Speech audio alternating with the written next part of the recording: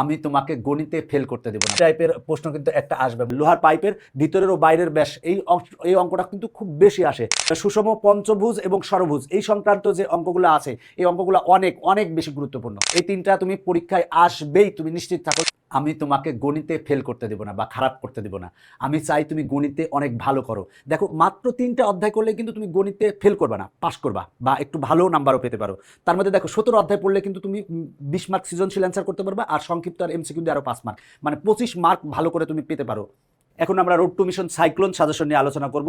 তো আমরা প্রথমেই একেবারে শেষ থেকে শুরু করব, বলতে পরিসংখ্যান অধ্যায়, যেহেতু এখান থেকে 2টা সৃজনশীল আসবে। পরিসংখ্যান অধ্যায় থেকে আমরা প্রথমে আলোচনা করব। দেখো, পরিসংখ্যান অধ্যায় থেকে তুমি কি কি কমন পাবা? অবশ্যই কমন পাবা কি সংক্ষিপ্ত পদ্ধতিতে গড় নির্ণয়, অজীব রেখা, গণসংখ্যা বহুভুজ। এই তিনটা তুমি পরীক্ষায় আসবেই, তুমি নিশ্চিত থাকো যে সংক্ষিপ্ত পদ্ধতিতে গড় নির্ণয়, অজীব রেখা, গণসংখ্যা বহুভুজ। আর তাছাড়া কিন্তু প্রচুরক বা মধ্যক নির্ণয় বা আয়তলেখ অঙ্কন এগুলোও আসতে পারে। যেহেতু 2টা সৃজনশীল আসে, তাই গণসংখ্যা সারণী তৈরি করে গড় নির্ণয় করতে বলতে পারে। দেখো বলা আছে, দেখো এখানে বলা আছে যে শ্রেণীব্যাপ্তি 5 ধরে গণসংখ্যা সারণী তৈরি করো এবং গড় নির্ণয় করো। এই ক্ষেত্রে দেখো এরপরের অঙ্কটা আছে হচ্ছে সংক্ষিপ্ত পদ্ধতিতে গড় নির্ণয়। সংক্ষিপ্ত পদ্ধতিতে গড় নির্ণয় কিন্তু খুবই গুরুত্বপূর্ণ, আসবেই। সেটা হলো যে এটা এই ক্ষেত্রে কিন্তু আগে তোমাকে সারণী তৈরি করতে হবে, তারপরে গড় নির্ণয় করতে হবে সংক্ষিপ্ত পদ্ধতিতে। এছাড়াও সারণী দেওয়া থাকতে পারে, সংক্ষিপ্ত পদ্ধতিতে গড় নির্ণয় করতে বলতে পারে। এরপরে দেখো সেটা হলো গণসংখ্যা সারণী তৈরি করে মধ্যক নির্ণয় করো। এই অঙ্ক অনেক গুরুত্বপূর্ণ। আবার সারণী দেওয়া থাকতে পারে, মধ্যক নির্ণয় করতে বলতে পারে। এরপরে দেখো বলা আছে প্রচুরক নির্ণয় করো, প্রচুরক নির্ণয় করা থাকতে পারে। এরপরে এই অধ্যায় থেকে আমরা একটু বেশি প্রশ্ন দিয়েছি, কেন? কারণ এখান থেকে অনেক সময় তোমার যেহেতু 2টা সৃজনশীল আসবে, সেই জন্য আমরা বেশি প্রশ্ন দিয়েছি। এবার সারণী দেওয়া আছে, প্রচুরক নির্ণয় করো আসতে পারে। এরপরে গণসংখ্যা বহুভুজ অঙ্কন করো, এটা আসতে পারে যে আগে তোমাকে সারণী তৈরি করে নিতে হবে, তারপরে গণসংখ্যা বহুভুজ অঙ্কন করতে হবে। এছাড়া ছক দেওয়া আছে, সেখান থেকে গণসংখ্যা বহুভুজ অঙ্কন করতে হতে পারে। আর দেখা যাচ্ছে এখান থেকে গণসংখ্যা সারণী তৈরি করে অজীব রেখা অঙ্কন করা আসতে পারে।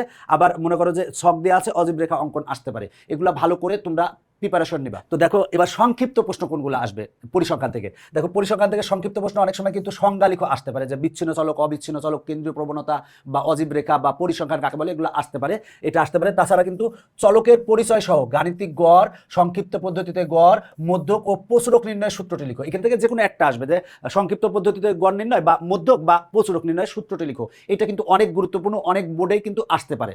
এছাড়া এই সংক্ষিপ্ত প্রশ্নটা অনেক গুরুত্বপূর্ণ, সেটা হলো শ্রেণী ব্যাপ্তি 5 ধরে গণসংখ্যা নিবেশন সারণী তৈরি করো। শ্রেণী ব্যবধান 5 ধরে গণসংখ্যা নিবেশন সারণী তৈরি করো। এটা সংক্ষিপ্ত প্রশ্ন বা কনং প্রশ্নের জন্য অনেক বেশি গুরুত্বপূর্ণ। এরপরে যেটা গুরুত্বপূর্ণ সেটা হলো এইটা গুরুত্বপূর্ণ, আমি যেগুলো স্টার দিচ্ছি সেগুলো বেশি করে পড়বা। দেখো বলা আছে এত সংখ্যাগুলোর গড় এত হলে এক্স এর মান নির্ণয় করো। এটা কিন্তু আসতে পারে অনেক ক্ষেত্রে। তারপরে মধ্যক নির্ণয় আসতে পারে, এরকম দেওয়া আছে, বলা আছে মধ্যক নির্ণয় করো। এরপর দেখো প্রচুরক নির্ণয় করো বা প্রচুরক শ্রেণীর মধ্যবিন্দু নির্ণয় করো। এটা অনেক গুরুত্বপূর্ণ, মনে রাখবা। তার মানে এখানকার সংক্ষিপ্ত প্রশ্নের সংজ্ঞা আসতে পারে, তারপরে ওই যে গড়, মধ্যক ও প্রচুরকের সূত্র আসতে পারে। তারপরে হচ্ছে শ্রেণীব্যাপ্তি 7 ধরে বা 5 ধরে গণসংখ্যা নিবেশন সারণী আসতে পারে, মধ্যক নির্ণয় আসতে পারে বা প্রচুরক নির্ণয় আসতে পারে। এগুলাই আসে বেশি, আর যেগুলো আমরা স্টার দিয়েছি সেগুলো বেশি করে করব।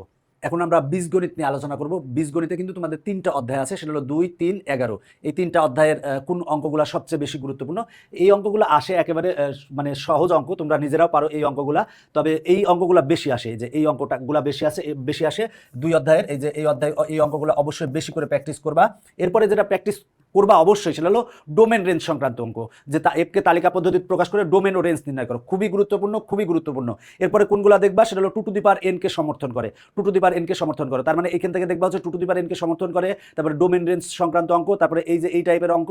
আর এই টাইপের অঙ্ক যদি তোমার আসে তাহলে তুমি পারবা আশা করি। আচ্ছা, সংক্ষিপ্ত প্রশ্ন কোনগুলো পড়বা? দেখো স্টার দেওয়া যেগুলো আছে সেগুলো পড়তে পারো। সংক্ষিপ্ত প্রশ্ন সেটা হলো F of A equal to এত হলে বি এর মান নির্ণয় করো, যখন এফ অফ -1 ইকুয়াল টু এত। এই অঙ্কটাও ইম্পর্টেন্ট।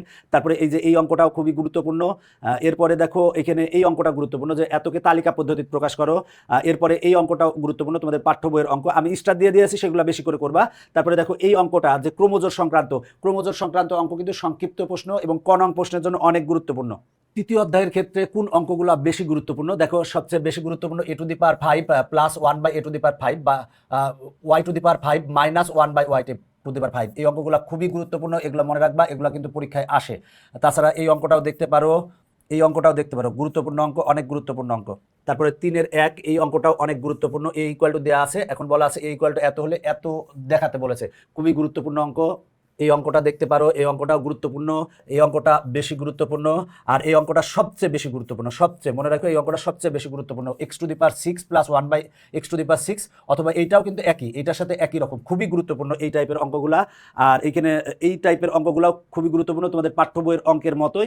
সেটা হলো যে এই অঙ্কটা খুবই গুরুত্বপূর্ণ। এই দুটো অঙ্ক একই অঙ্ক, এই অঙ্কগুলা বেশি করে দেখতে পারো। এই অধ্যায় থেকে যে সংক্ষিপ্ত প্রশ্নগুলো দেখবা সেটা হলো আমি যেগুলো স্টার দিয়েছি সেগুলো বেশি গুরুত্বপূর্ণ। তাহলে এই অঙ্কটা খুবই বেশি গুরুত্বপূর্ণ। তারপরে এই পাশে দেখি আর কি কি আছে, সেটা হলো এই অধ্যায়ের সংক্ষিপ্ত প্রশ্নগুলো কতেও আসতে পারে। দেখো এইখানে যেগুলো আছে সেটা হলো যে এই দুইটা অঙ্ক অনেক গুরুত্বপূর্ণ, দুইটা গুরুত্বপূর্ণ অঙ্ক, পাঠ্য বইয়ের অঙ্ক। সংক্ষিপ্ত প্রশ্নগুলো কিন্তু পাঠ্য বই থেকে বেশি আসতে পারে। তাছাড়া এইটা অঙ্কটাও পাঠ্য বইয়ের উদাহরণের অঙ্ক, খুবই গুরুত্বপূর্ণ। তাছাড়া এই যে a + b + c = 5 দেওয়া আছে, মানে a² + b² + c² এর মান সংক্রান্ত অঙ্ক অনেক গুরুত্বপূর্ণ। উৎপাদকে বিশ্লেষণের যে অঙ্কগুলো আছে এই অঙ্কগুলো অনেক বেশি গুরুত্বপূর্ণ। এখানে যে 3-4টা অঙ্ক আমি দাগাই দিয়েছি সেগুলো ভালো করে করবা। তবে এই অঙ্কটা সবচেয়ে বেশি গুরুত্বপূর্ণ, এই অঙ্কটা সবচেয়ে বেশি গুরুত্বপূর্ণ, এটাও গুরুত্বপূর্ণ, এটাও গুরুত্বপূর্ণ, এটাও গুরুত্বপূর্ণ। আর সংক্ষিপ্ত প্রশ্ন আরেকটা দেখতে পারো, সেটা হলো যে সরল মুনাফা সংক্রান্ত যে অঙ্ক আছে, সরল মুনাফা বা চক্রবৃদ্ধি মূলধন, এই অঙ্ক কিন্তু সংক্ষিপ্ত প্রশ্নে আসতে পারে। 11 অধ্যায় থেকে যদি প্রশ্ন আসে তাহলে এই টাইপের প্রশ্ন কিন্তু একটা আসবে, মনে রাখো এই টাইপের প্রশ্ন কিন্তু খুবই গুরুত্বপূর্ণ। এবং এই দুইটা অঙ্ক কিন্তু একই অঙ্ক, একই রকম টাইপের অঙ্ক। তাছাড়া এইখানে দুইটা অঙ্ক একই টাইপের অঙ্ক, এই অঙ্কটা খুবই গুরুত্বপূর্ণ, খুবই গুরুত্বপূর্ণ, এটা বেশি করে স্টার দিয়ে রাখো। এই অঙ্কটা তোমাদের পাঠ্য বইয়ের অঙ্ক, এই অঙ্কটাও অনেক গুরুত্বপূর্ণ। এরপরে দেখো এখানে যে অঙ্কগুলো আছে সেগুলো দেখতে পারো, তবে এইখান থেকে যেটা দেখতে পারো সেটা হলো যে এই অঙ্কটা দেখতে পারো। তাহলে 11 অধ্যায়ের এখানে যে অঙ্কগুলো আছে সবগুলাই প্র্যাকটিস করবা। এখানে তার মধ্যে আমি গুরুত্বপূর্ণ বলে দিয়েছি, এই যে এই টাইপের অঙ্ক, তাছাড়া এই টাইপের অঙ্ক, এছাড়াও এই যে এই পাঠ্য বইয়ে তোমাদের উদাহরণে আছে এই টাইপের অঙ্ক, এই অঙ্কগুলো বেশি করে প্র্যাকটিস করতে হবে। 11 অধ্যায় থেকে কোন সংক্ষিপ্ত প্রশ্নগুলো আসতে পারে সেটা হলো যে এই যে এইখানে যে সংক্ষিপ্ত প্রশ্নটা আছে, তাছাড়া এই যে পাঠ্য বইয়ের যে অঙ্কটা আছে যে পানির ওজনের শতকরা কত ভাগ, তবে সংক্ষিপ্ত প্রশ্নগুলো পাঠ্য বই থেকে বেশি আসতে পারে। যে এতটি আম 3 ভাইয়ের মধ্যে এত অনুপাতে ভাগ করে দিল, প্রথম ভাই কত পাবে। তাছাড়া এই যে ত্রিভুজের 3টি বাহুর দৈর্ঘ্য পরিসীমা দেওয়া আছে, 3টি বাহু নির্ণয় করো, এটাও আসতে পারে। এছাড়াও এই অঙ্কটাও অনেক গুরুত্বপূর্ণ। আর এই অঙ্কটা মনে রাখো যে বোর্ডে হোক আসবে, যে বোর্ডে বলতে বোর্ড আছে মনে করো 10টার মধ্যে 5টা বোর্ডে আসবে, দেখে নিও 5টা বোর্ডে আসবে, এই সংক্ষিপ্ত প্রশ্নটা 5টা বোর্ডে আসবে। এই সংক্ষিপ্ত প্রশ্নটাও কিন্তু অনেক গুরুত্বপূর্ণ। এছাড়া দুটি সংখ্যার অনুপাত দেওয়া আছে, এদের লসাগু এত হলে সংখ্যা দুটি নির্ণয় করো, অনেক গুরুত্বপূর্ণ। এবার আমরা 7 অধ্যায় নিয়ে আলোচনা করব, সেটা হলো সম্পাদ্য, ব্যবহারিক জ্যামিতির। এটা হচ্ছে সম্পাদ্য 1, 2, 3, 4, এই 4টা সম্পাদ্য খুবই গুরুত্বপূর্ণ, খুবই গুরুত্বপূর্ণ। 4টা সম্পাদ্য থেকেই কমন আসে প্রায় সময়। দেখো সম্পাদ্য 1, তারপরে সম্পাদ্য 2, তারপরে সম্পাদ্য 3, এরপরে হচ্ছে সম্পাদ্য 4, খুবই গুরুত্বপূর্ণ। আর আরেকটা খুবই বেশি গুরুত্বপূর্ণ সেটা হলো ট্রাপিজিয়াম অঙ্কন করো, ট্রাপিজিয়াম অঙ্কন করো, অনেক বেশি গুরুত্বপূর্ণ। সম্পাদ্য 1, 2, 3, 4 এবং ট্রাপিজিয়াম অনেক বেশি গুরুত্বপূর্ণ। তাছাড়া একটা ত্রিভুজের পরিসীমা দেওয়া আছে, ত্রিভুজটির পরিসীমা সমান পরিসীমা বিশিষ্ট একটি বর্গ অঙ্কন করো, অনেক গুরুত্বপূর্ণ। এখানে যে অঙ্ক যে সম্পাদ্যগুলো আছে সেগুলো সবগুলাই চেষ্টা করবা প্র্যাকটিস করার জন্য। এরপরে আসো সংক্ষিপ্ত প্রশ্ন, কোন সংক্ষিপ্ত প্রশ্নগুলো বেশি গুরুত্বপূর্ণ। দেখো এখানে দেখো আমি যেগুলো স্টার দিয়েছি সেগুলো বেশি গুরুত্বপূর্ণ। সেটা হলো যে পেন্সিল কম্পাস ব্যবহার করে 75 ডিগ্রি বা 105 ডিগ্রি অঙ্কন সংক্ষিপ্ত প্রশ্ন আসবে, মনে রাখো যে বোর্ডে হোক আসবে। এরপরে দেখো p = 12 সেন্টিমিটার হলে p কে পরিসীমা ধরে একটি সমবাহু ত্রিভুজ অঙ্কন করো, আসবেই। এরপরে দেখো যে একটি ত্রিভুজের 3টি বাহুর দৈর্ঘ্য দেওয়া আছে, এখন ত্রিভুজটি অঙ্কন করো, এটাও অনেক গুরুত্বপূর্ণ। তাছাড়া আর একটা জিনিস বলবো যে আসবে, সেটা হলো যে বর্গ অঙ্কন। বর্গ অঙ্কন দেখবা যে তুমি বোর্ড পরীক্ষায় পেয়ে গেছো কমন, সেটা হলো যে এত সেন্টিমিটার পরিসীমা বিশিষ্ট বর্গ অঙ্কন করো বা এত সেন্টিমিটার বাহু বিশিষ্ট বর্গ অঙ্কন করো, এটা কিন্তু অনেক গুরুত্বপূর্ণ। এছাড়াও রম্বসের যেটা আছে যে একটা বাহুর দৈর্ঘ্য ও একটি কর্ণের দৈর্ঘ্য দেওয়া থাকলে রম্বসটি অঙ্কন করো। তাছাড়া চতুর্ভুজের 4টি বাহুর দৈর্ঘ্য দেওয়া আছে এবং একটি কোণ দেওয়া আছে, চতুর্ভুজটি অঙ্কন করো, এগুলোও গুরুত্বপূর্ণ।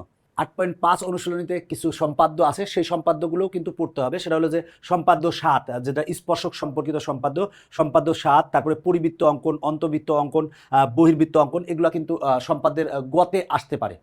এখন আমরা বৃত্ত অধ্যায়ের কোনগুলো গুরুত্বপূর্ণ বেশি সেগুলো দেখবো। সেটা হলো যে অর্ধবৃত্তস্থ কোণ, এক সমকোণ বা বৃত্তের ব্যাসই বৃহত্তম জ্যা, এগুলো কিন্তু কতে অথবা সংক্ষিপ্ত প্রশ্নে আসতে পারে। এবার উপপাদ্য 17 গুরুত্বপূর্ণ, উপপাদ্য 18, 19 দুইটাই গুরুত্বপূর্ণ। আর সবচেয়ে বেশি গুরুত্বপূর্ণ হচ্ছে এই যে উপপাদ্য 20 এবং 23 অনেক বেশি গুরুত্বপূর্ণ। 20 এবং 23 হচ্ছে সবচেয়ে বেশি গুরুত্বপূর্ণ। তাছাড়া উপপাদ্য 24 এবং 26 এই দুইটাও গুরুত্বপূর্ণ। 24 নম্বর উপপাদ্য, 26 নম্বর উপপাদ্য, 27 নম্বর উপপাদ্য, এগুলো গুরুত্বপূর্ণ। এবার দেখো এখান থেকে কি কি সংক্ষিপ্ত প্রশ্ন বা কনঙের জন্য গুরুত্বপূর্ণ, এখান থেকে কিন্তু সংজ্ঞা আসতে পারে। সংজ্ঞা আসতে পারে যে কেন্দ্রস্থ কোণ, বৃত্তস্থ কোণ, প্রবৃদ্ধ কোণ, উপচাপ, অধিচাপ, এগুলো সংজ্ঞা আসতে পারে। এছাড়াও 5 সেন্টিমিটার ব্যাসার্ধ বিশিষ্ট একটি বৃত্তের স্পর্শক অঙ্কন করো, তারপরে যে স্পর্শক অঙ্কন সম্পর্কে আসতে পারে। আর এখান থেকে দুইটার থেকে একটা কমন পাবাই, সেটা হলো যে বৃত্তের ব্যাসই বৃহত্তম জ্যা আর অর্ধবৃত্তস্থ কোণ এক সমকোণ, কমন পাবাই, 100% কমন পাবাই। যে এই দুইটার থেকে একটা তোমার 10টা বোর্ড আছে, এর মধ্যে 8টা বোর্ডে আসবে, কতে আসবে অথবা সংক্ষিপ্ত প্রশ্নে আসবে। এছাড়াও দেখো এখানে যে পরিধি নির্ণয় করো বা বৃত্তের ক্ষেত্রফল, পরিধি দেওয়া আছে, বৃত্তের ক্ষেত্রফল নির্ণয় করো। তাছাড়া দুটি বৃত্তের ব্যাস দেওয়া আছে, বৃত্তদ্বয় পরস্পরকে বহিঃস্পর্শ করলে মধ্যবর্তী দূরত্ব নির্ণয় করো। এগুলা অনেক ইম্পর্টেন্ট। আমরা এখন নবম অধ্যায় ত্রিকোণমিতিক অনুপাত নিয়ে আলোচনা করব। দেখো এই অঙ্কটা অনেক গুরুত্বপূর্ণ। এই অঙ্কটা কিন্তু তোমাদের পাঠ্য বইয়ের উদাহরণ 12-র মতো। এই অঙ্কটা গুরুত্বপূর্ণ, তাছাড়া এই অঙ্কটাও গুরুত্বপূর্ণ। এরপরে এইখানের যে অঙ্কগুলো আছে এগুলো অনেক বেশি গুরুত্বপূর্ণ, এই অঙ্কগুলো বেশি করে প্র্যাকটিস করবা। এছাড়া এখানে যে অঙ্কগুলো আছে সবগুলো অঙ্ক বেশি গুরুত্বপূর্ণ। এখানে যে অঙ্কগুলো দেখতেছো এই অঙ্কগুলো বেশি করে প্র্যাকটিস করবা। এই অঙ্কটা গুরুত্বপূর্ণ, তবে এই অঙ্কটা বেশি গুরুত্বপূর্ণ, এই অঙ্কটা বেশি গুরুত্বপূর্ণ। তাছাড়া এই অঙ্কটাও বেশি গুরুত্বপূর্ণ, তবে সমাধান নির্ণয়ের অঙ্ক কিন্তু আসবে। এখানে যে সমাধান নির্ণয়ের অঙ্কগুলো আছে এই সমাধান নির্ণয়ের অঙ্কগুলো কিন্তু পরীক্ষায়, বোর্ড পরীক্ষায় প্রায় আসে। এখানে যে সমাধান নির্ণয়ের যে কয়টা অঙ্ক আছে সেগুলো আসে। তাছাড়া এই যে টেনটানানি √3 টেনটানানি a+b=3 এত হলে প্রমাণ করো যে এটা ইকুয়াল টু এটা, বা এ ও বি এর মান নির্ণয় করো। এই সংক্রান্ত অঙ্কগুলো খুব বেশি ইম্পর্টেন্ট। আর এই যে সমাধান করো এই অঙ্কগুলো গুরুত্বপূর্ণ। এরপরে আসো আমরা সংক্ষিপ্ত প্রশ্ন দেখবো। দেখো সংক্ষিপ্ত প্রশ্নের ক্ষেত্রে এই যে জ্যামিতিক পদ্ধতি প্রমাণ করো sin² θ + cos² θ = 1 আসতে পারে। তাছাড়া এই অঙ্কটা আসতে পারে। এই দুইটা অঙ্ক তোমাদের কাজ হিসাবে আছে। এই দুইটা অঙ্ক অনেক গুরুত্বপূর্ণ। তারপরে এই অঙ্কটা গুরুত্বপূর্ণ। এছাড়া এই অঙ্কটা এবং এই অঙ্কটা অনেক বেশি গুরুত্বপূর্ণ। এখানে যেগুলো আছে তার মধ্যে এই অঙ্কটা গুরুত্বপূর্ণ, তাছাড়া এই অঙ্কটাও গুরুত্বপূর্ণ। আর এখানে এই অঙ্কগুলা আসে, যে এই অঙ্কগুলো পরীক্ষায় আসে। এই অঙ্কগুলো বেশি করে প্র্যাকটিস করবা। এরপরে আসো আমরা 16 অধ্যায় দেখি। 16 অধ্যায়ের কোন অঙ্কগুলো ইম্পর্টেন্ট। এখানে দেখো 16 অধ্যায়ে যে অঙ্কগুলো দেওয়া আছে, কোনো একটি সমবাহু ত্রিভুজের প্রত্যেক বাহুর দৈর্ঘ্য 4 মিটার বাড়ালে ক্ষেত্রফল এত বর্গমিটার বেড়ে যায়। তো এই টাইপের অঙ্কগুলো খুব বেশি গুরুত্বপূর্ণ। তারপরে এই যে এইটা অঙ্ক, তারপরে এইখানে যে অঙ্ক আছে এই অঙ্কগুলো বেশি করে প্র্যাকটিস করবা। তারপরে রম্বস সংক্রান্ত যে অঙ্ক আছে, রম্বসের যে অঙ্কগুলো আছে সেই অঙ্কগুলো প্র্যাকটিস করবে। এখানে রম্বস সংক্রান্ত যে অঙ্কগুলো আছে, সামান্তরিকের যে অঙ্কগুলো আছে এই অঙ্কগুলো প্র্যাকটিস করবা। এরপরে দেখো এইখানে তারপরে ওই যে চাকার পরিধি আছে, চাকাটিতে অন্তর্লিখিত বর্গক্ষেত্রের প্রতিবাহুর দৈর্ঘ্য। তারপরে এখানে যে অঙ্কগুলো আছে পার্কের অঙ্ক। তাছাড়া একটা আয়তক্ষেত্রের দুটি সন্নিহিত বাহুর দৈর্ঘ্য দিয়ে আছে, আয়তক্ষেত্রটিকে বৃহত্তম বাহু চতুর্দিকে ঘুরালে। আর সবচেয়ে বেশি ইম্পর্টেন্ট হলো ওই যে একটা হচ্ছে পাইপের, লোহার পাইপের ভিতরের ও বাইরের ব্যাস। এই অঙ্কটা কিন্তু খুব বেশি আসে। তাছাড়া ওই যে আয়তাকার কাঠের বাক্সের মাপ দেওয়া আছে, এই টাইপের অঙ্কগুলো বেশি করে প্র্যাকটিস করবা। কোন সংক্ষিপ্ত প্রশ্নগুলো বেশি করে প্র্যাকটিস করবা? দেখো সমবাহু ত্রিভুজের পরিসীমা দেওয়া আছে, ক্ষেত্রফল বের করো। বা সমবাহু ত্রিভুজের এক বাহুর দৈর্ঘ্য দেওয়া আছে, এর ক্ষেত্রফল নির্ণয় করো। অথবা ক্ষেত্রফল দেওয়া আছে, এক বাহুর দৈর্ঘ্য নির্ণয় করো। এই সংক্রান্ত অঙ্কগুলো অনেক বেশি গুরুত্বপূর্ণ।